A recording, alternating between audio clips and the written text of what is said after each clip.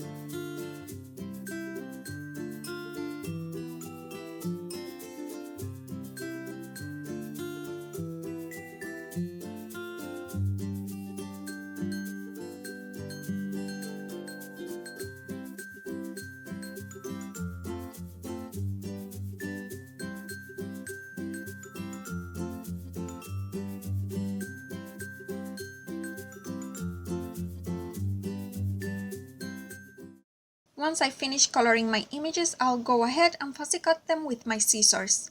I will also use my X-Acto knife to cut some of the inner parts of my images. Here I already die cut an scalloped rectangle using my die from Abrielle. Then I'll use this scallop circle doily set embossing folders from C6 to add some dry embossed detail to the front of my card. I think this embossing folders set goes perfectly with the images I'm using today. Here I'm using some dry adhesive from Scotch to stick all of my images to my front panel.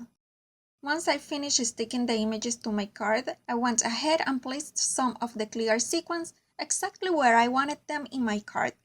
Remember that this sequence belongs to the Moonbeams mix. Here I'm using my multimedium mat to glue the sequins to the card. Once I had them all secured in place, I used my liquid pearls in white opal to add a tiny pearl to the center of the sequence. I always love using either my liquid pearls or my stickles to add a finishing touch to the sequence. In this case, I went with the liquid pearls in white because I think it looks beautiful with the look of this card. And here is my card all finished. I absolutely love how this card turned out. I love the delicate and gorgeous images, and I think they look beautiful with these soft and pretty colors. I also love the beautiful sequins and the shine they added to the card. Please give this video a thumbs up if you like it too, and subscribe to my channel if you haven't subscribed yet. Don't forget to visit my blog to see the list of supplies and the close-up pictures. Also, remember to visit the Kennedy Grace Creations shop to see the stamp set I used today and other beautiful stamp sets like this one. There she also has a lot of other beautiful sequin mixes. A huge thank you to Kennedy Grace for inviting me as her guest designer. I had a great time making this card, and thank you all for watching. I'll see you next time. Bye!